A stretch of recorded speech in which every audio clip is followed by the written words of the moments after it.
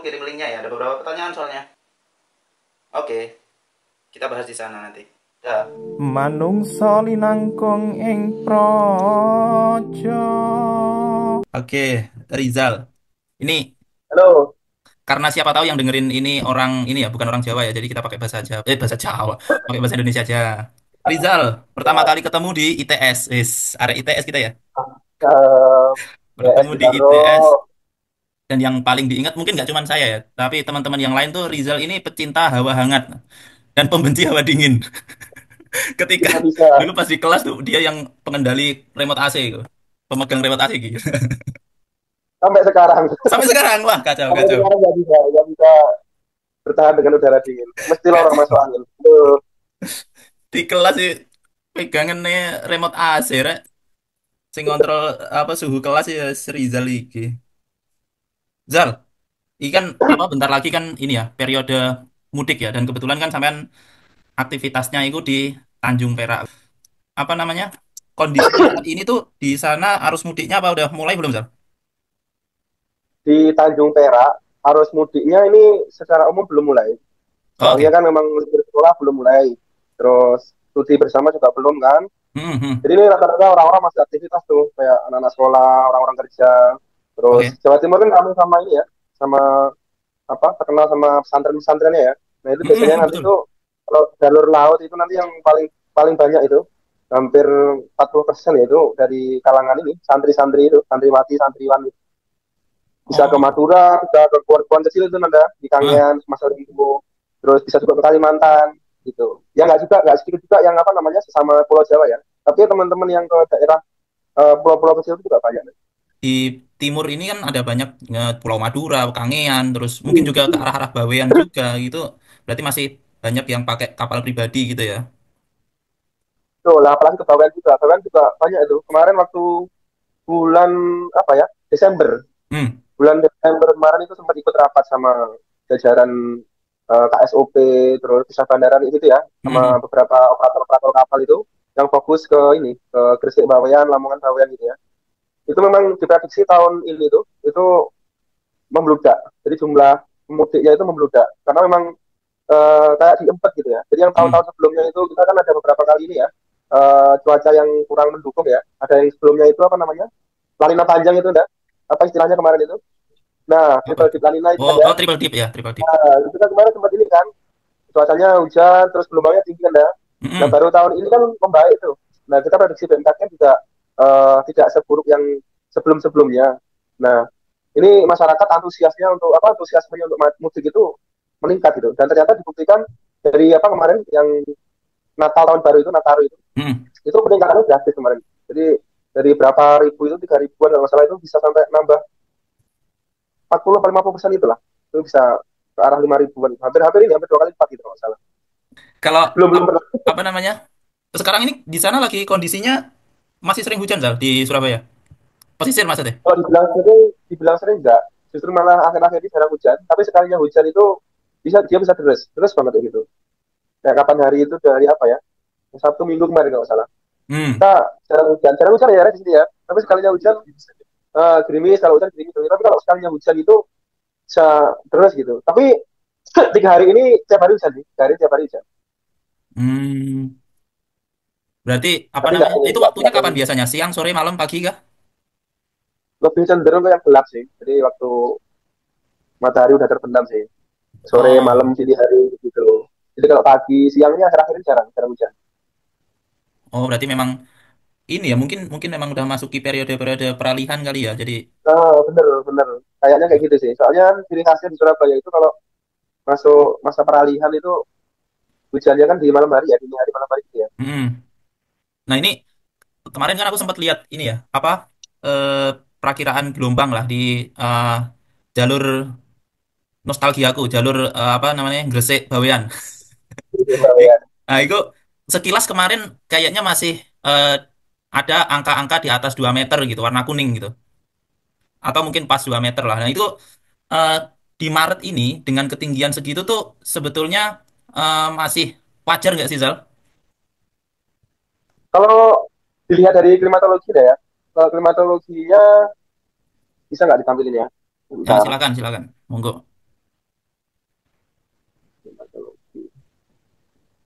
Karena kan apa kalau eh, bicara soal angin timuran daratan untuk Maret kan biasanya udah mulai transisi tuh, mulai banyak daerah-daerah siklonik, daerah-daerah apa angin yang polanya nggak jelas, apakah timuran baratan, artinya biasanya kecepatan anginnya juga akan tidak sekencang di periode eh, Desember, Januari, Februari atau Juni, Juli, Agustus. Nah ini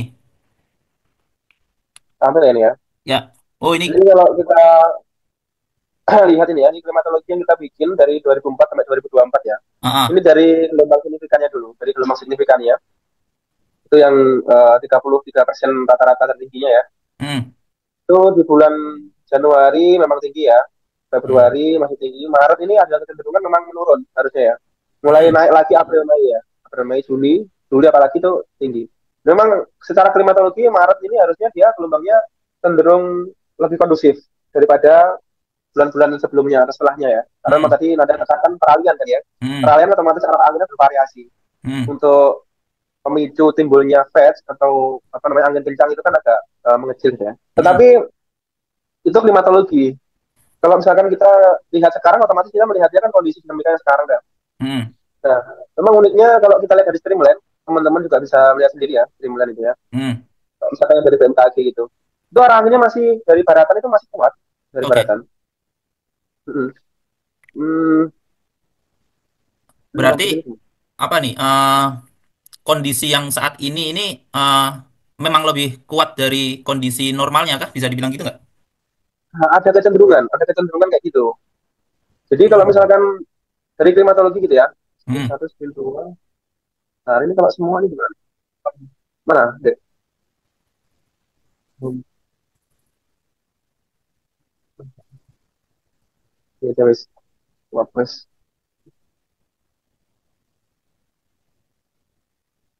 Kelihatan nggak? Kelihatan Ini apa MGO, ini? MGO. Oh ini Streamline ya, monggo. Nah, ini ya. Kalau misalkan kita melihat dari klimatologinya, bulan Maret kok ini menurun gelombangnya, tapi kok bulan ini, misalkan kita lihat nih gambar prediksi 1 minggu ke depan, Hmm. mungkin kita akan sedikit mikir tuh, kok agak ini ya, kok agak kontradiktif ya. Ya, Di Laut Jawa itu, di Laut Jawa itu kok masih kuning tuh, di atas 1,5 meter gitu kan ya. Padahal iya, di klimatologinya kan rata-rata di bawah 1,25 gitu kan. ya, ya. Nah, berarti di sini memang kita nggak bisa mengacu hanya pada klimatologi. Berarti kita tetap harus mengikuti dinamika yang terkini gitu ya. Misalkan yang paling simpel dari kondisi streamline aja nih.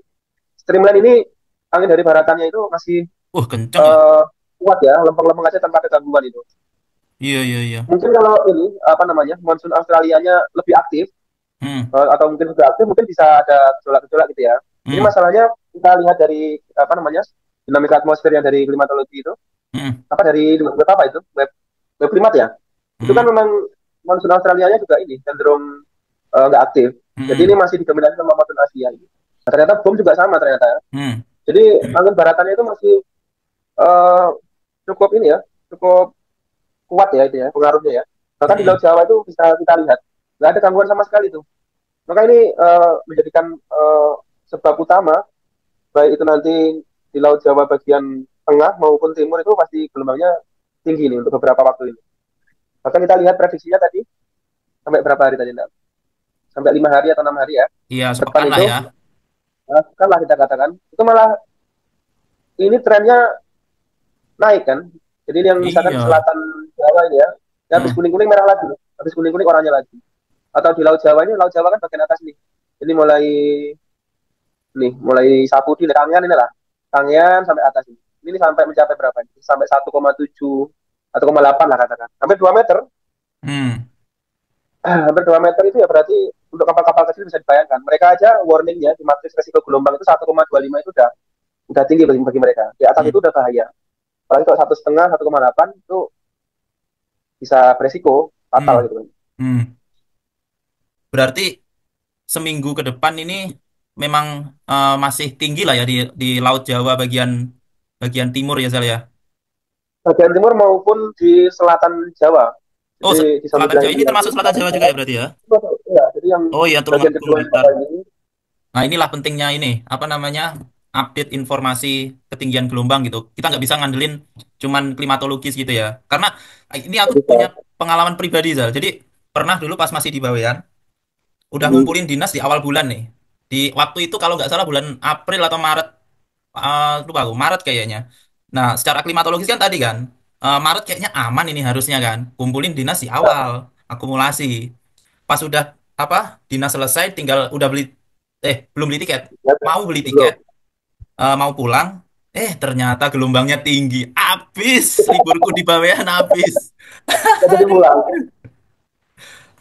Makanya ini buat buat yang nonton ini jangan hanya berpatok ke oh kayaknya Maret ini umumnya gelombangnya rendah gitu atau biasanya kalau orang-orang pesisir kan bilangnya teduh ya gelombangnya teduh gitu. Jangan cuman berpatokan itu tapi cek langsung prediksinya gitu ya biar biar jelas nih gelombangnya kayak gimana yang akan terjadi gitu bukan dari umumnya.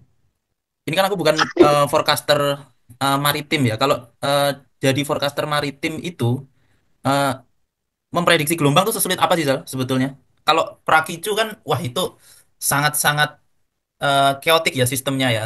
Susah banget gitu loh aku apa namanya prediksi besok hujannya seberapa, hujannya di mana itu susah banget. Nah kalau di gelombang itu sesusah apa Zal? Kalau di gelombang itu kalau menurut pendapat pribadiku ya, menurut Hmm. Nah, masnya yang di pandangan belakang itu nanti boleh nambahin tuh. Kan pribadi, ya, pribadi. soalnya kan ini kan masing-masing broadcaster punya ini ya, interpretasi Ya, masing-masing. Kalau gelombang itu kan memang pembangkit utamanya angin. betul. Jadi Jadi kita melihatnya itu indikatornya ya cukup angin itu udah sangat ini, udah sangat sangat cukup untuk menjadi alasan kuat kira-kira gelombangnya kira-kira menuju tinggi atau menuju rendah itu udah cukup. Beda sama teman-teman penerbangan atau di tempat lain ya. Itu kan kompleks ya, atmosfernya kan kompleks gitu ya. Sebenarnya mungkin di maritim juga kompleks ya, tapi memang karena pengaruh angin itu udah paling dominan kalau menurutku. Hmm. Jadi kalau misalkan ada indikasi ini ada kemungkinan seismik di daerah ini. Jadi bentukan anginnya panjang dan ini gangguan-gangguannya kemungkinan nggak ada gitu ya atau pertumbuhannya minim. Jadi flight kan nanti bisa bertahan lama itu.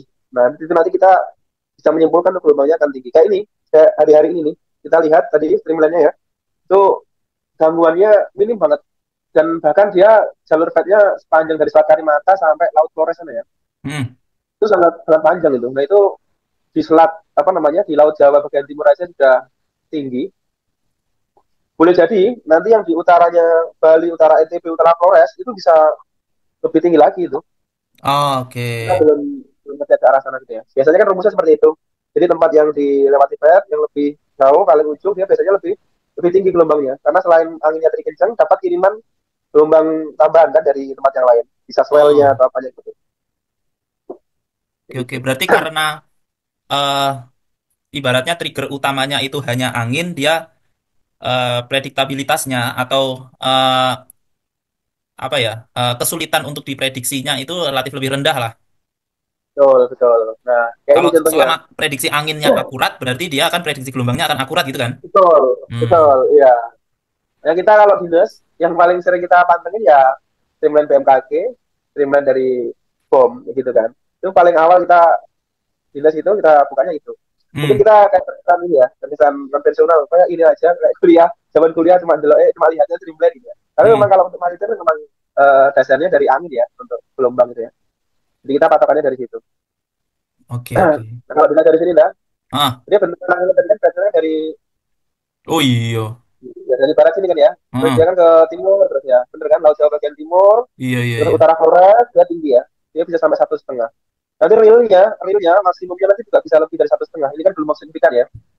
Nanti maksimumnya bisa 2 meter, bisa 2,5 meter. Gitu. Soal itu ya, apa nelayan tetap gigih berjuang mencari ikan gitu meskipun cuacanya kayak gimana. Aku pernah denger ini Zal, eh, cerita gitu bahwa ketika cuacanya buruk itu justru ikan lagi banyak-banyaknya. Itu benar nggak Zal? Soalnya pas gelombang tinggi periode-periode puncak angin timuran atau puncak angin baratan itu ikannya tuh justru banyak-banyaknya di periode itu, tapi nelayannya nggak banyak yang berani apa berlayar gitu di periode itu. Itu benar nggak sih? Aku sih belum ini sih, belum belum baca atau apa namanya mendengarkan penelitiannya ya. Tapi Hmm. kalau dari selentingan-selentingan itu ya memang ada fakta kayak gitu. Jadi hanya kapal-kapal tertentu aja yang berani gitu ya. Kalau nelayan-nelayan yang kapal-kapal biasa gitu mereka kan uh, paham di bulan-bulan apa yang mereka jangan terlalu jauh melawan mereka paham itu mereka nggak memaksakan. Tapi kalau secara teori apa namanya dari penelitian yang resmi itu aku belum pernah baca sih. Hmm. Kayak gitu. Pernah ngobrol nggak sama nelayan? Kenapa sih Masa Limbu itu disebutnya kayak segitiga Bermudanya Indonesia gitu?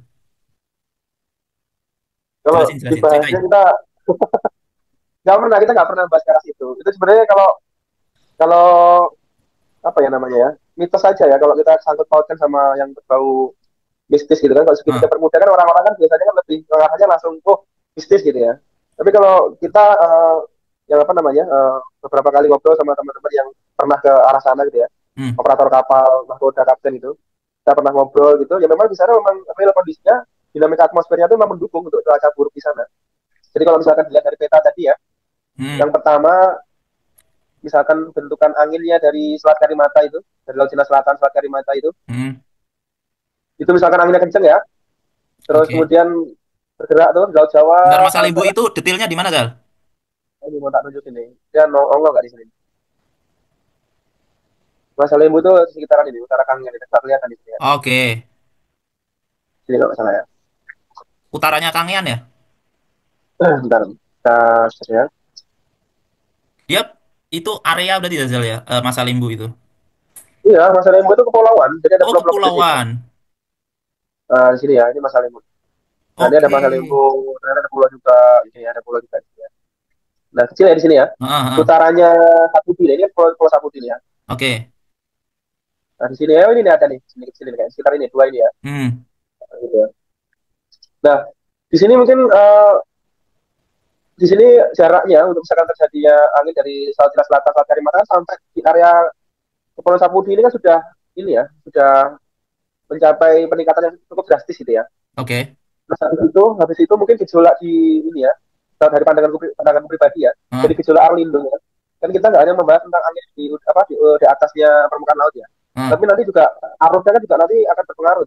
Kan ini kan kita juga mengenal adanya Arlindo tuh, ada Oke. arus lintas Indonesia dari selatannya ini ya, selatannya Jawa, Bali, Lombok ini kan. Ini kan Hmm. bergeraknya kan deras banget ya ke, ke arah utara gitu ya. Hmm. Nah mungkin di situ ada pertemuan yang dari arah Laut Jawa terus kemudian dari Arlindo tuh terus kemudian mungkin terjadi turbulensi di situ tuh dari fenomena oceannya itu nah ketemu Hmm. sama fenomena atmosfernya itu jadi di situ memang kompleks di sini ya di sini kalau menurutku dari sisi atmosfernya sama oceannya itu kompleks di sini jadi mungkin kalau dari gelombang bisa tinggi arusnya pun juga bisa nggak tertentu nggak terduga kayak gitu mungkin disitulah jadi kayak misalkan ada sesuatu yang nggak terlihat yang nggak terlihat sebenarnya itu atmosfer sama oceannya itu memang kondisinya cukup mendukung untuk menjadikan cuaca-cuaca yang uh, membahayakan ya gitu. Gimana setuju kan?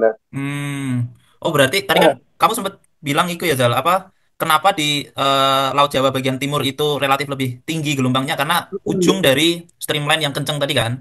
Ditambah lagi Benar. apa Ya, arus dari selatan ketemu. Jadi dua pertemuan ya, kondisi yang cukup kuat ini menyebabkan turbulensi yang cukup kuat juga di area Masalimbu itu, bertepatan di situ gitu ya, ya. ya. Jadi turbulennya mungkin nggak hanya dari segi atmosfer ya. Ternyata di oceannya harusnya pun juga mungkin ada pertemuan yang Hmm. uh, kita mungkin nggak bisa gambarkan ya. Ya Ya, mungkin ya, bisa ya. membuat arusnya bergejolak di situ lah ya. Jadi nggak tentu mungkin arahnya. Jadi misalnya kapal dikendalikan susah dan sebagainya kayak gitu. Oke, oke. Kupikir ini apa? Memang itu segitiga Bermudanya Indonesia gitu. Wah, berarti kita deket-deket Amerika Latin nih. Tapi mungkin Daniel mungkin ada ini mungkin salah Monggo, monggo, tambahkan. ya, ngobrol aja. Jadi kalau saya lihat dari sempat tadi berdasarkan oleh Mas, jadi aku ingin mengoreksi Mas tadi Alindo dari atas ke bawah. Jadi dari arah Samudra Pasifik yang ke atas itu kalau yang dari arah angin dari Barat kan sebagian akan tergeser ke arah ke utara dan sebagian ke bawah. Disitulah mungkin menurut saya akan terjadi semacam pemisahan arus itu dari di titik Pulau Masalembu ini. Yang sebagian Hmm, mengarah ke Selat Makassar yang ke atas, yang sebagian mengarah ke bawah ke arah Selat Lombok yang ikut ke Kalindo yang ke bawah. Begitu. oke. Jadi makanya di Selat Makassar ini pas sekali di semacam pertigaannya lah Heeh, dari arus yang dari arah Batan dari apa arah arah arus larut yang dari Laut Jawa ini terpisah menjadi dua yang sebagian ke Selat Makassar yang sebagian ke Alindo di Selat Lombok ini seperti itu mas. oke, oke. Tapi emang di situ memang sering kejadian ini ya, kecelakaan laut ya. Kalau kecelakaan lautnya memang sering Dan itu jadi apa? memang Rata-rata kapal kapal apa, Zal? maksudnya Mas Lembu jadi area ini memang sering di sini tengah-tengahnya itu. Hmm. Itu apakah pernah kapal besar gitu? Itu kan kayaknya jalur ke Kalimantan juga di situ ya, Zal ya? Kalau Jawa Kalimantan dari pulau-pulau Kepulauan Kangean, Kapudi ya memang ini. Tapi kalau misalkan dari Surabaya ya kita nggak melulu lewat sini, tergantung tergantung jurusannya, tergantung rute pelayarannya. Kalau misalkan mau ke Banjarmasin, terus ke Ibu Kota Nusantara gitu ya memang Hmm. lewat situ mau nggak mau. Tapi kalau Kalimantannya yang bagian tengah atau barat ya nggak lewati. Tapi kalau dari Oh, Surabaya memang paling sering dah. Kalau misalkan ke Banjarmasin atau mau ke arah sekitaran Ibu Kota Nusantara gitu ya. tapi yang maksudku yang sering kejadian kecelakaan di situ itu kapal-kapal kecil kan, bukan kapal besar yang Itu kapal-kapal dari. kecil. Ya, Oke. Nah, eh apa? Kalau kita bicara pesisir gitu kan, aku jadi keinget pas dulu zaman di ITS gitu, meskipun nggak lama gitu, tapi masih keinget gimana di wilayah Surabaya itu panas ya karuan asli. Kalau kejebak lampu merah di Jalan Ayani kayak di apa Jalan Raya Dermo itu, kalau kejebak lampu merah di situ siang hari, Allahu Akbar panasnya. Terus belum lagi kalau malam itu nggak tahu ya di apakah itu di semua musim, tapi yang kurasain pas waktu itu tuh nyamuknya la haula wala quwata. Itu ya, ya. kenapa sih Zal di wilayah pesisir mungkin nggak cuma Surabaya di hampir semua pesisir itu kondisi panasnya itu kayaknya nggak wajar gitu, jauh lebih panas daripada kondisi di nggak di pesisir gitu. Iya. Jadi kalau khusus untuk wilayah ini ya, Surabaya dan sekitarnya ya. Hmm. Jadi memang selain wilayah pesisir, ditambah lagi sama ini, putra kota metropolitan juga ya kita sebutnya ya. Oh, Karena oke. banyak perkantoran, banyak pabrik-pabrik di sini, banyak pekerja lalu lalang, otomatis asap kendaraan bermotor itu banyak. Tambah lagi industri-industri ya, itu polusinya kan banyak banget tuh di Hmm. Gresik, Pasuruan, bahkan di Surabaya juga kan ada juga ya. Nah itu memang mendukung banget untuk nggak hanya sekedar panasnya menyengat ya, tapi juga dari apa namanya polutan itu tadi juga menambah ini ya, menambah panasnya di wilayah kita gitu ya. Hmm. Oh. Terus apa tuh? Ya urban heat island ya. Jadi memang Ah. kalau kita bahasa Indonesia urban heat island ya. Karena memang kita daerahnya juga daerah eh, banyak penduduk, terus nggak terlalu banyak apa lahan hijaunya belum terlalu banyak. Tapi masih mending sebenarnya di Surabaya. Tetapi memang di daerah pesisir, memang kita cenderung sedikit di Surabaya itu untuk apa namanya lahan hijaunya gitu ya. Tapi memang paling menonjol itu dari polutan-polutan tadi itu memang mendukung untuk apa namanya menambah tingkat panas. Jadi panasnya nggak jam menyengat tapi juga sumuk kayak gitu di sini ya. Hmm. Kalau ini Zal, eh, di periode di pekan terakhir lah di bulan Maret itu prediksi gelombangnya gimana Zal? Ini siapa tahu apa berguna buat teman-teman yang mau berlayar apalagi para santri gitu ya yang mau berlayar mudik gitu. Ya, jadi kalau untuk prediksi dari interpretasi kondisi cuaca dari pandanganku pribadi gitu ya, itu ada kecenderungan gelombangnya itu dalam kategori rendah hingga sedang. Jadi Oke. dia sedangnya itu bisa 1,5 hingga 2 meter. Itu kondisinya seperti itu. Kalau Oke. kondisi bawahnya ya setengah, setengah hingga 2 meter. Bisa bisa dikatakan ada anomali daripada klimatologinya, jadi lebih tinggi daripada klimatologinya. Karena memang melihat kok sampai apa namanya sampai sekarang kondisi angin baratannya masih kuat sampai Hmm. tanggal 20 ini ya. Terus monsun Australianya kita cek sepertinya juga belum aktif ya. Iya, iya, iya. Apalagi masih ada siklon bibit Bibit, siklon ya bibit. di selatan Jerman. Siklon itu. Dan ini masih potensi kuat nih untuk bertahan. Jadi belum kondisi gelombang yang rendah ke sedang itu masih bisa bertahan sampai akhir Maret sampai Lebaran. Oke. Kalau tadi disebut sampai angka ketinggian 1,5 sampai 2 meter itu untuk kondisi kapal seperti apa yang sekiranya aman untuk melewati apa gelombang setinggi itu, Zal? Kalau 1,5 sampai 2 meter atau katakan sampai 2,5 meter gitu ya. Sebenarnya kapal-kapal yang uh, dari Gresik Bawean, Hmm. kapal yang notabene nggak terlalu besar sebenarnya ya, itu masih masih masih dikatakan aman ya, walaupun dalam kondisi batas aman yang paling ini ya, paling tinggi gitu ya. Jadi Hmm. mereka 2,5 itu udah harusnya hati-hati banget. Apalagi kalau lebih dari 2,5 mereka pasti nggak berani. Gitu. Ini kalau di bawah 2,5, 1,5 sampai 2 itu kapal-kapal ke arah Bawean, ke Masalembu itu masih aman. Insya Hmm. Allah masih aman. Tapi kalau misalkan kapal-kapalnya kapal besar ya, kapal-kapal feri gitu ya, kapal feri yang besar ke Kalimantan ke Sulawesi ini gelombang 1,5 2 meter kalau menurutku nggak berefek gitu. Jadi mereka nyantai karena Hmm. memang kapalnya besar. Apalagi kapal-kapal feri ya, kapal feri yang besar-besar itu. dari Jakarta menuju Makassar kemana yang melewatin area Jawa Timur itu mereka insya Allah aman. Nah yang jadi apa namanya titik pemberatan itu kapal-kapal yang kecil tuh, yang nelayan, kapal-kapal nelayan, kapal-kapal apa namanya pribadi tadi yang anda bilang itu, yang Hmm. dioperatori sama pemiliknya masing-masing gitu ya, yang berisi 25 sampai 40 orang, nah itu yang perlu diwaspadai itu. Hmm. Dan itu kan banyak banget kayak gitu, yang di pelabuhan pelabuhan rakyat itu. Hmm. Berarti Itu aman tapi mabuk bahaya. paling ya. Aman Soalnya. tapi mabuk. Tapi kalau untuk yang kapal kecil nggak aman, bukan mabuk lagi nggak aman, itu aman Oh, juga. oke. Untuk kapal besar aman tapi mabuk, kapal kecilnya nggak aman. Soalnya ini, San, aku pernah nyebrang pas kondisi gelombangnya ya lumayan tinggi lah. Tapi kan aku memang mabukan ya. Jadi pas Sama. waktu sholat asar, pede lah. Oke, sholat ke musola kapal gitu kan. Pas ruko, lulu, kok miring. Lulu. Akhirnya baru rakaat pertama ruko, wes lungguh lah sholatnya, wes gak kuat ini. Itu nggak kuat. Oke, terakhir Zal, mungkin singkat aja. Ini tips untuk teman-teman yang mau mudik lewat jalur laut, terutamanya di mungkin jalur di melalui apa Tanjung Perak itu apa Zal? Tipsnya Zal? Nah itu. Jadi teman-teman yang udah bergabung di grup WA kita, yang Mhm. misalkan sudah apa namanya bergabung, itu kita harapkan lebih aktif, terus ketok tular tuh ke masyarakat lain, ke teman-teman lain kita informasikan. Jadi informasi misalkan ada warning atau gelombang tinggi dan sebagainya disebarluaskan. Nah bagi teman-teman yang belum tergabung, itu kita akan memiliki website tuh di bisa di-share nggak ya di sini ya. Ini menurutku website ini harus ini nih. Jadi kalau kita ketik misalkan Tanjung Perak gitu ya, Tanjung Perak BMKG gitu ya. Nanti di paling atas Mhm. teman-teman itu nanti bisa lihat tuh. Jadi kalau misalkan Tanjung Perak BMKG gitu ya, Tanjung Perak BMKG nanti akan langsung ada web kita itu. Jadi kalau misalkan kita belum bisa kirim email ke teman-teman, belum bisa apa masukkan teman-teman ke WA, atau misalkan Instagramnya kita nggak ini, informasinya kurang lagi, kurang kurang lengkap, Mhm. teman-teman masuk tuh.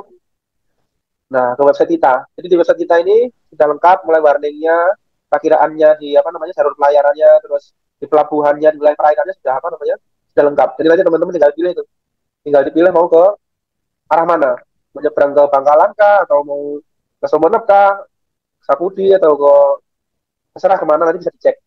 Jadi sarannya apa ya itu tadi kita aktif, aktif untuk apa namanya melihat update informasi cuaca maritim. Dan website Oke. kita insya Allah aktif dan update setiap harinya. Oke. Oke lah ini eh semoga sih bisa bermanfaat ya, dimanfaatkan oleh teman-teman eh, yang mau berlayar, dimanfaatkan apa informasinya biar lebih siap lagi untuk berlayar, yang mungkin tidak berkecimpung di dunia kemaritiman bisa nambah wawasan gitu ya. Ya, Matur nuwun Rizal dan siapa tadi masnya di belakang namanya? Daniar, Daniar, A- Daniar, Aniar, Daniar, kerja, Daniar. Daniar. Ya, Oh, oke. Matur suwun juga Mas Daniar sudah mau berbagi dan semoga jadi inilah Zal amal soleh di bulan Ramadan. amin, amin. Oke, matur nuwun.